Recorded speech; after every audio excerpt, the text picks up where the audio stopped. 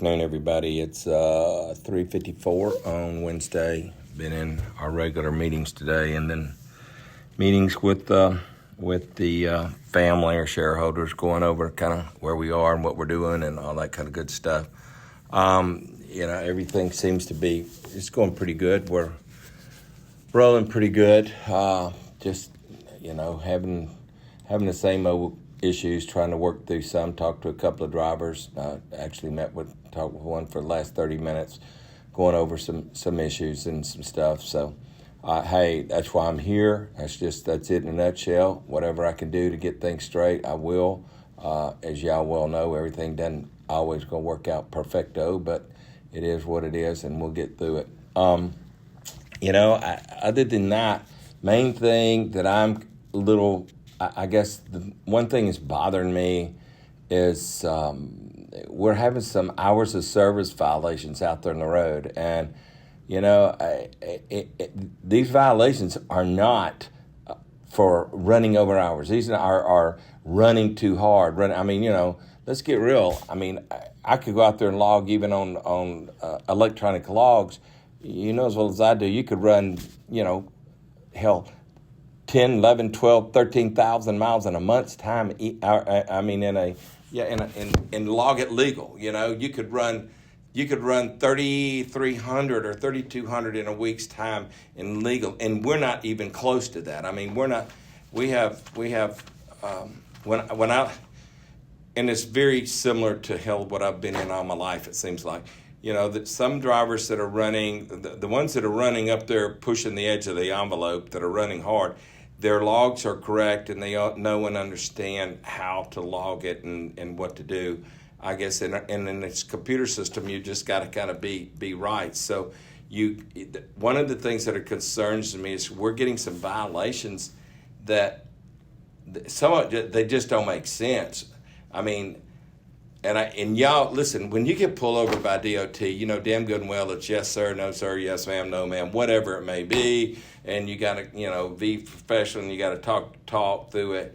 But, boy, when you hand a baby out the window and they tell you, you're 8 minutes over or some crazy crap like that, there's where you got to say, hey, wait a minute, and I don't know.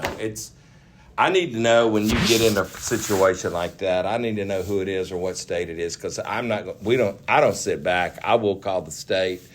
Some of this is, I've seen some stupid stuff that, we've been hit on. I talked to a team the other day and I look back in the computer. I look back on, because we can look. Obviously I can look back through it, and there was nothing.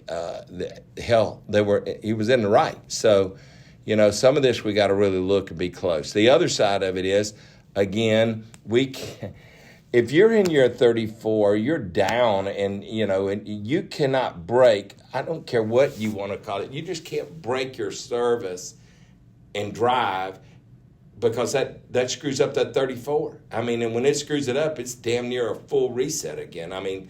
You can't do it. And I know some have. If you're down you can use personal conveyance. I know I'm not exactly totally sure how some of y'all have used it, but here's where personal conveyance comes in with me. I had to, in total at my company, I had the number one trucking company in the United States with the most female drivers. So, I've told you that before, and I'm a very solid believer in diversity and female drivers. Your professional drivers out there, especially your female professional drivers, they'll tell you right quick, they don't eat where they sleep or sleep where they eat or whatever. They'll go in, get their meal, and then they're going to leave, go out to their truck and pull out of there, because, there's people that, are pain in the butts that want to cause issues. So, most of your female drivers will do that. And in doing that, a lot of times they may use personal conveyance because they're not advancing the load.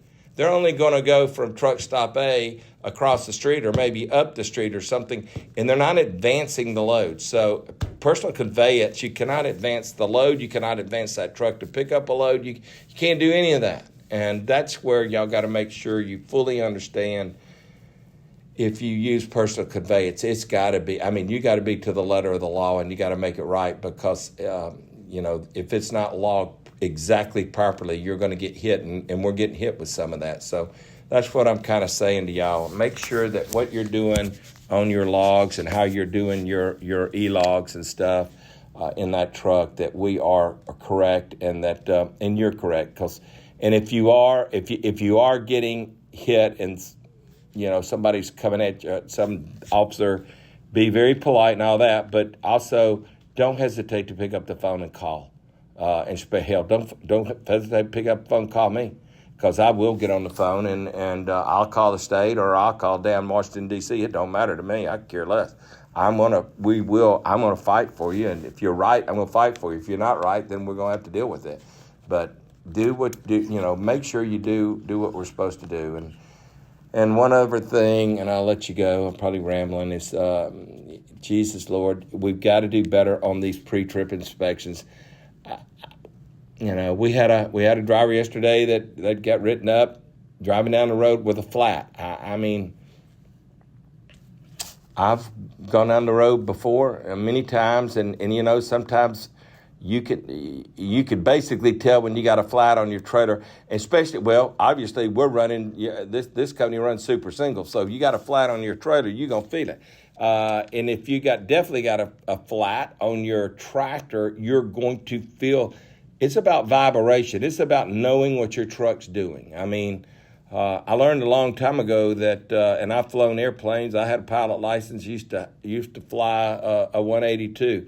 Let me tell you something. When you're at 8, 9, 10,000 feet up, and you start feeling a vibration or so, you learn to know what's good and what ain't good. And it's the same thing in a truck. Same thing in a boat. You're offshore, 80 miles offshore, and you start hearing your diesel engine start making some kind of noise, you better start listening real quick. And it's the same thing with a truck. When you're driving down that road, your truck starts making noise, whether it be the engine or you feel a vibration, then darn good and well you may have a flat tire. You need to pull over and check it out, not continue to drive down the road and pull in a scale. And obviously we get it. Hey, that's a DOT violation. It goes against you. It goes against the company. So, guys and girls, we got to really make sure what we're doing out here, the right thing. We got to be doing the right thing, because you got some officers out there that some of them just, some of them are good and you're going to talk and be out of there, and then some of them are just whatever. They're going to